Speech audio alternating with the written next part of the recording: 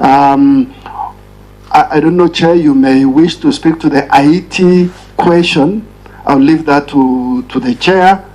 On the issue of extrajudicial killings, we have, of course, what has been explained by Honorable Waiganjo, but beyond that, as an authority, we have clarity on what we are doing.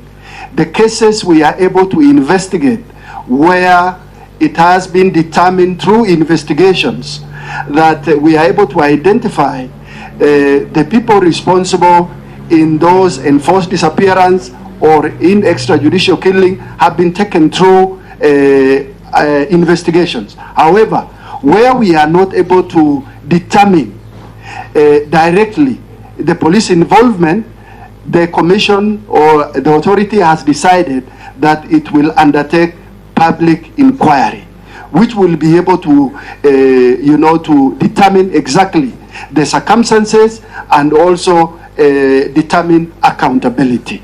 So I think that is all I would want to clarify. Wait, you are still on the floor. Yes. What about the other, you see, when you stretch your imagination in terms of the electoral injustices? Yes. There were complaints here by Iebc. Yes. The officers were assaulted, murdered, etc., etc. Yes. There's been little police action. Can you please also look into why there's police inaction on complaints filed by Iebc commissioners and the commission itself on part of the abductions, murder, assault, and other vestiges against the law?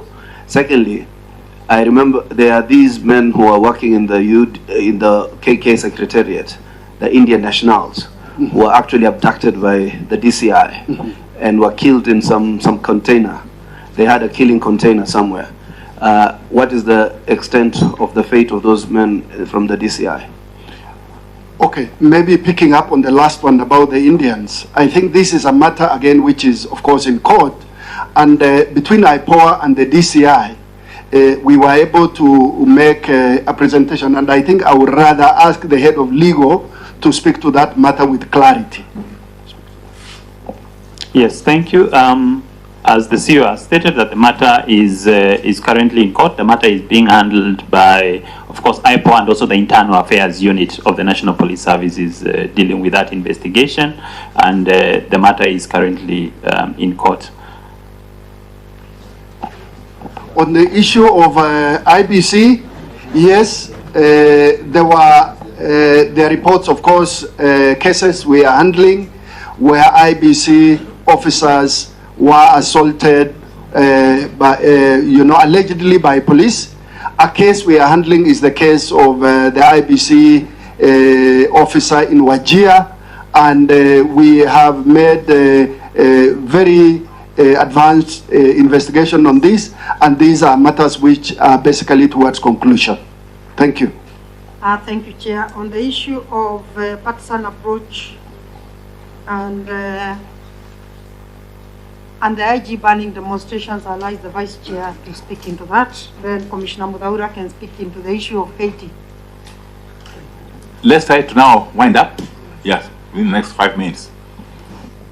Dr. Deputy Chair. Thank you so much. Thank you so much, chairs and honorable members. It's true. In our records and in our presentation, we mentioned that there is some partisan in the police, but generally I want to put it clearly that not all police are partisan. Of course, everybody is relating with the police in one way or the other.